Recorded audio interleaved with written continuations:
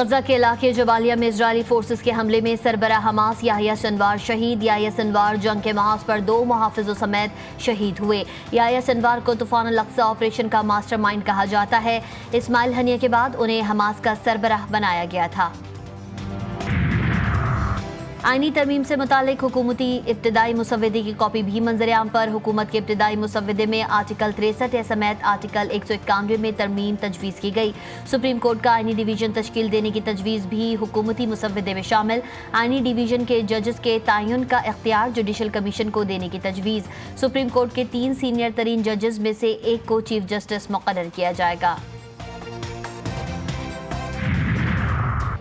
اور مولانا فضل الرحمان کی زیر صدارت JUI پارلیمانی پارٹی کا اجلاس۔ 26ویں آئینی ترمیم پر مشاورت۔ ذرائع کے مطابق کامران مرتضیٰ نے خصوصی کمیٹی کی میٹنگ سے متعلق بریفنگ دی۔ لبنان میں صہیونی دہشت گردی، 24 گھنٹوں میں مزید 27 شہری شہید، 185 زخمی۔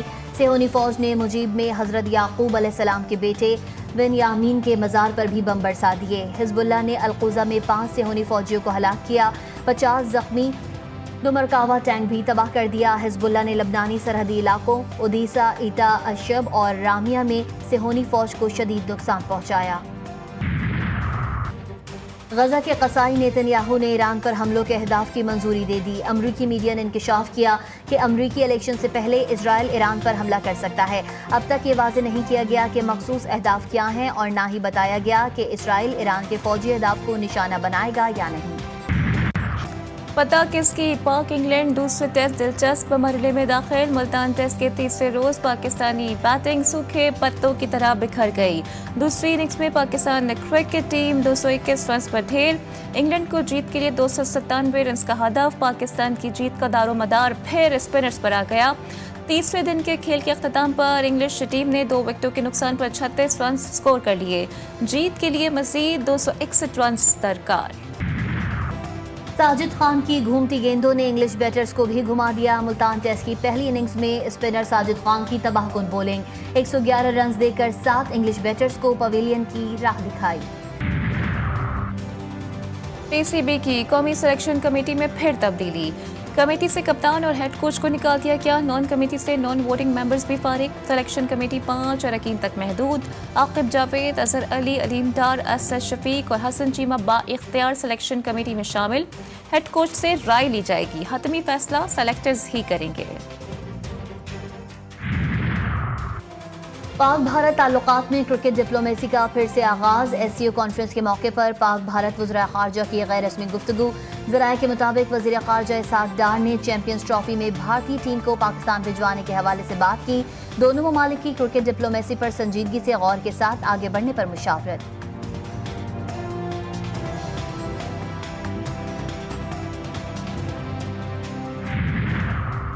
بھارتی وزیر اعظم اگر شنگھائی کانفرنس میں آتے تو اچھا ہوتا۔ SCO سے پاکستان اور بھارت کے تعلقات کی اچھی شروعات ہو سکتی ہے۔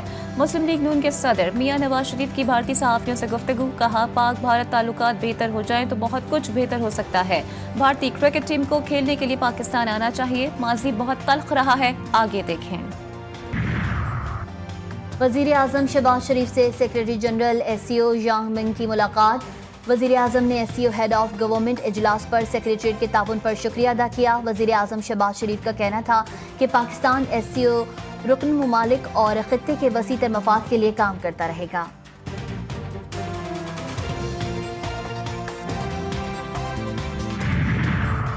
SCO اجلاس کے کامیاب انعقاد پر قومی اسمبلی میں قرارداد منظور۔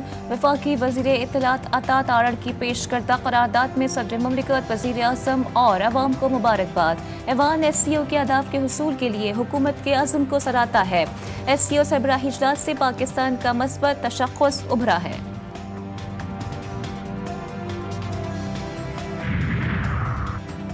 SCO کانفرنس پاکستان کے لیے ایک اہم سنگ میل ثابت ہوئی۔ ایک فضا بن چکی تھی، پاکستان عالمی تنہائی کا شکار ہو چکا تھا۔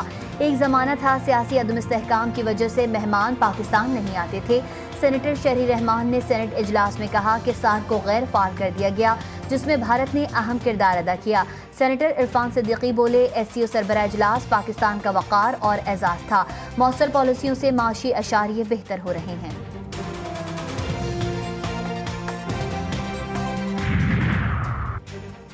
वज़ीर ख़ज़ाना मोहम्मद औरंगज़ेब से अमरीकी सफ़ीर डोनाल्ड ब्लूम की मुलाकात, बाहमी दिलचस्पी के दो तरफ़ा अमूर पर तबादला ख्याल। अमरीकी सफ़ीर ने हुकूमत की मैक्रो इकोनॉमिक इस्तेहकाम लाने की काविशों को सराहा। मोहम्मद औरंगज़ेब ने कहा, तवानाई के शोबे रियासती मिल्कियती इदारों में बड़े पैमाने पर इस्लाहात की जा रही हैं।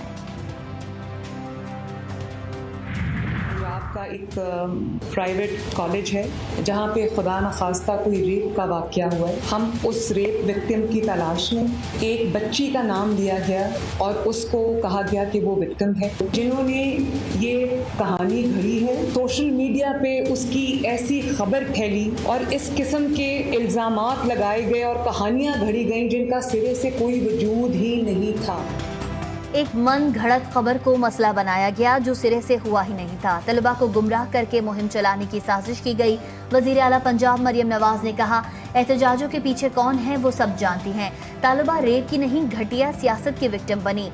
CCPO लाहौर बिलाल सिद्दीकी ने कहा कि किसी के पास कोई सबूत है तो हमारे पास लेकर आए। एक मुलजिम को पकड़ा है जिसने तलबा को इश्तियाल दिलाने की कोशिश की। बलोचिस्तान के ज़िला खुजदार में जरगे का इनकाद, वज़ीर आला बलोचिस्तान मीर सरफराज बुगटी, कोर कमांडर बलोचिस्तान, इमायदीन इलाका, आला सिविल और अस्करी हुक्काम, ख़वातीन और मकामी लोगों की शिरकत की खुजदार के कबायली इमायदीन, मुशीरान और ख़वातीन समेत मुख्तलिफ तबक़ात के नुमाइंदों से मुलाकात, इलाके के मसाइल पर तबादला ख्याल।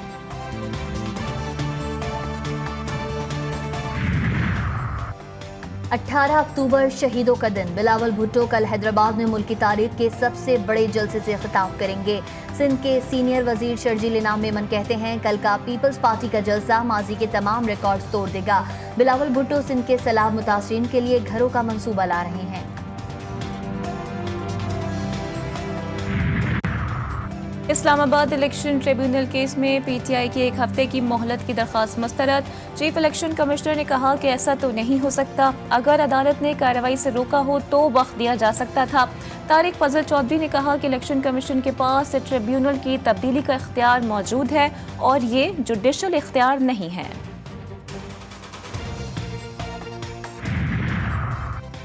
रमजान शुगर मिल रेफरेंस में बड़ी पेशरफ्त। लाहौर एहतसाब अदालत का वजीर आजम शहबाज शरीफ और हमजा शहबाज का रेफरेंस एंटी करप्शन अदालत को भिजवाने का हुक्म। नैब की इस्तदा मंजूर। कराची के इलाके औरंगी टाउन खलील मार्केट के करीब पुलिस मुकाबला, फायरिंग के तबादले में पुलिस एहलकार अब्दुल गफ्फार शहीद, राहगीर एजाज जख्मी हुआ। जख्मी हालत में गिरफ्तार डाकू दम तोड़ गया। शहीद कांस्टेबल अब्दुल गफ्फार की नमाज जनाजा पुलिस हेडक्वार्टर गार्डन जनूबी में अदा कर दी गई। आला पुलिस अफसरान वर्सा समेत अहले इलाका की शिरकत। SSP घोटकी हफीज बुगटी डाकुओं के साथ मिले हुए हैं। DIG सखर पीर मोहम्मद शाह का इंकशाफ। IG सिंध को लिखे गए खत में कहा, SSP घोटकी के ऐसे डाकुओं के साथ राबते हैं जो पुलिस अफसरों को शहीद करने में मुलव्वस हैं। कराची में मसरूका गाड़ी पर तवान मांगे जाने का इंकशाफ और कोरंगी सनती एरिया से चोरी शुदा गाड़ी के मालिक को तवान के लिए कॉल मौसूल। तवान मांगने वाला खुद को पुलिस एहलकार जाहिर करता रहा। गाड़ी 11 अक्टूबर को कोरंगी सनती एरिया से चोरी हुई। साबिक गवर्नर सिंध, नामवर तबीब, मुसन्निफ और समाजी रहनुमा हकीम मोहम्मद सईद शहीद की 25वीं बरसी। हकीम सईद ने तिब और इल्म की दुनिया में कई कारनामे सर अंजाम दिए। हमदर्द दवाखाना हो या हमदर्द यूनिवर्सिटी का क़याम या हो बच्चों का मशहूर ज़माना रिसाला नौनिहाल, उनका कोई सानी नहीं था। उन्हें 17 अक्टूबर 1998 को कराची में गोलियां मारकर शहीद कर दिया गया।